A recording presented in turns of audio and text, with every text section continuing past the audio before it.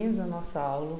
Hoje eu vou trabalhar com vocês a formação do Antigo Regime. Antigo Regime era também uma das formas, como era chamado, as formas de governo absolutista que dominaram a Europa a partir ali começou a se formar a partir do século XII, né, e vai até as revoluções do século XVIII, essa forma de governo que dominou a Europa. Né? Primeiramente, para formar o sistema absolutista de governo,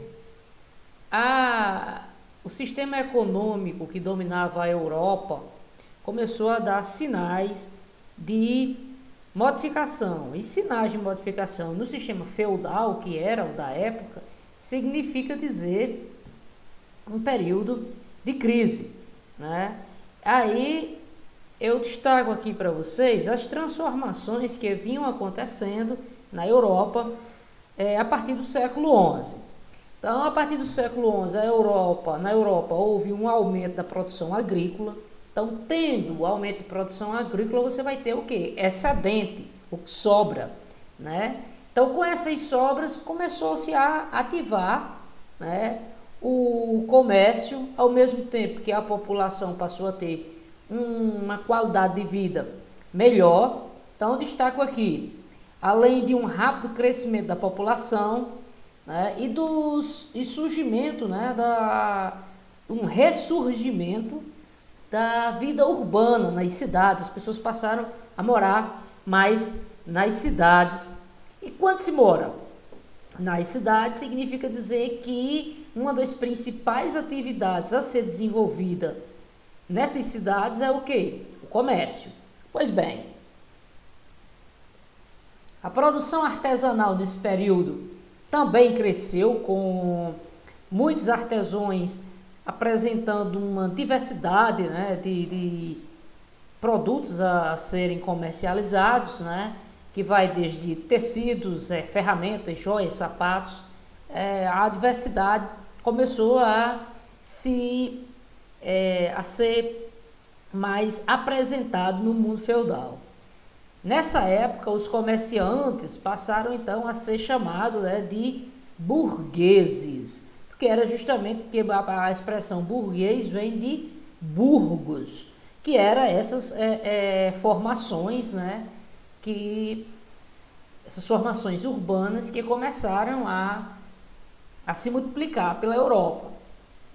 Então, as cidades foram se tornando importantes centros comerciais e, com isso, a classe social que surge com o desenvolvimento do comércio, né, vai começar a ganhar notoriedade, né, é justamente os burgueses. Logicamente, então, como os burgueses, eles estavam se tornando pessoas mais influentes, né, devido ao seu poderio econômico, eles também começavam a ver que o modelo feudal dificultava muito a sua forma de viver, né, do que era o desenvolvimento do comércio.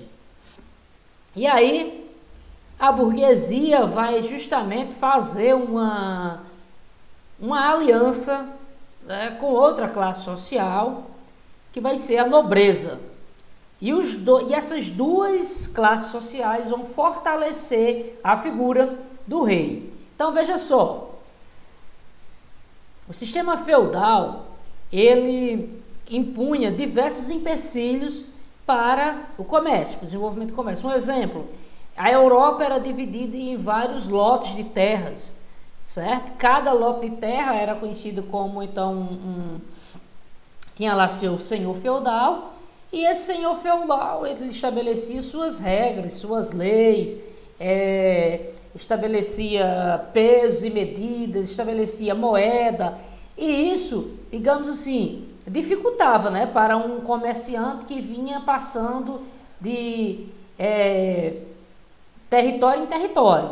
Né? Então, imagina aí, de repente um produto aqui que custa 3 moedas, ali no terreno vizinho, né, de outro senhor feudal, só vale só uma moeda. E assim, quer dizer, não tinha uma padronização, que dificultava o comércio. Então os reis estimularam os negócios dos burgueses, né, desfazendo parte desses empecilhos feudais, né, essas dificuldades que os senhores feudais apresentavam para os burgueses.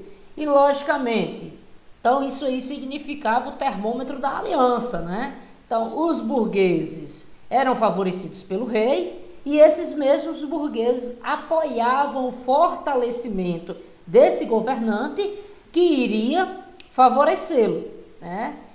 Bom, então os cargos, aí você vem a pergunta, e os nobres? Quem são nobres? São aquelas pessoas que vêm de famílias tradicionais, que são favorecidas ao longo de séculos, né? Pela estrutura do Estado. E esses nobres, eles começaram então a ver que um sistema de governo com um rei fortalecido também trazia vantagens para eles.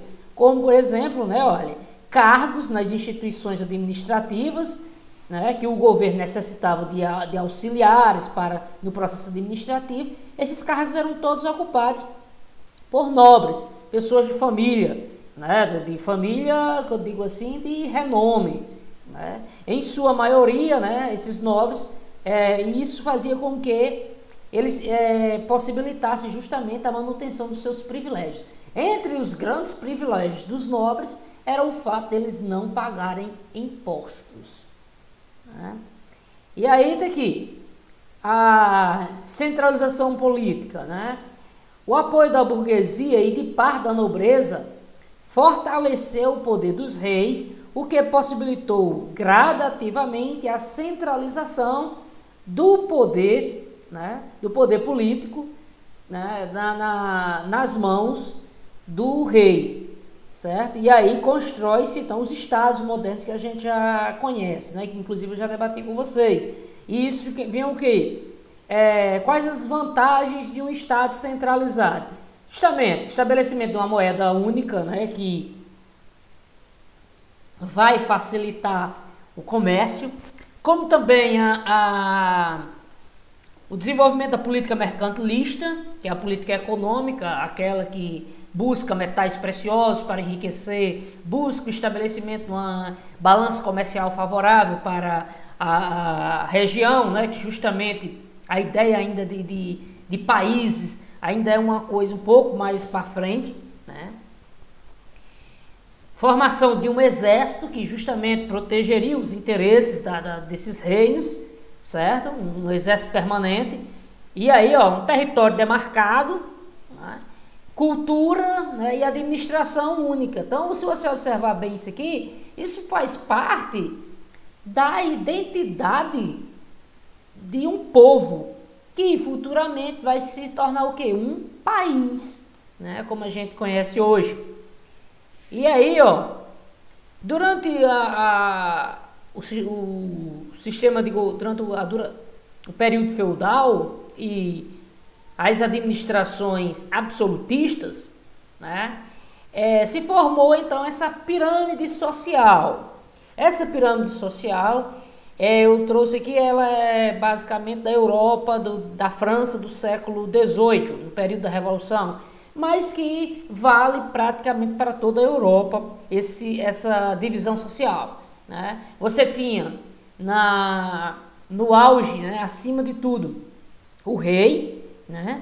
O rei que tinha poderes plenos e absolutos, ele dominava todos os poderes políticos e administrativos, né? Ele também era responsável pela justiça, e aí ele vai consolidar só na sua administração os poderes executivo, legislativo e judiciário.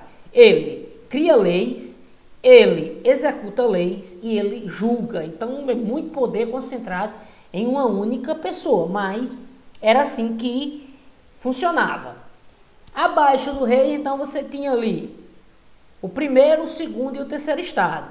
O primeiro estado era formado, então, justamente pelo clero, que eram as autoridades religiosas. Esse clero era formado pelo alto clero e o baixo clero, né? Então, basicamente aqui, o alto clero era os cargos de destaque da igreja, né? Bispos, arcebispos, até papa. E o baixo clero era aqueles cargos que estavam mais em contato com o povo, como os padres, né? O segundo estado, formado pelo povo, né? As pessoas ditas como de sangue azul, da nobreza, né? E eram os privilegiados que não pagavam impostos, e os nobres tinham títulos, né? Barões, duques, né? Eram condes, eram justamente os títulos de nobreza e de privilégios que essas pessoas tinham. O terceiro estado era justamente a grande população, formado pela burguesia e pelas demais pessoas, certo? Os trabalhadores em gerais, desde os funcionários públicos de menor expressividade, a comerciantes, né, como os grandes comerciantes burgueses também estavam no terceiro estado. E detalhe, era essa classe social aqui que pagava impostos e sustentava as classes mais privilegiadas.